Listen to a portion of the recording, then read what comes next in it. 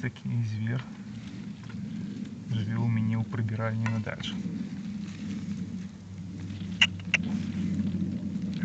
Щось йому не подобається. Ножик.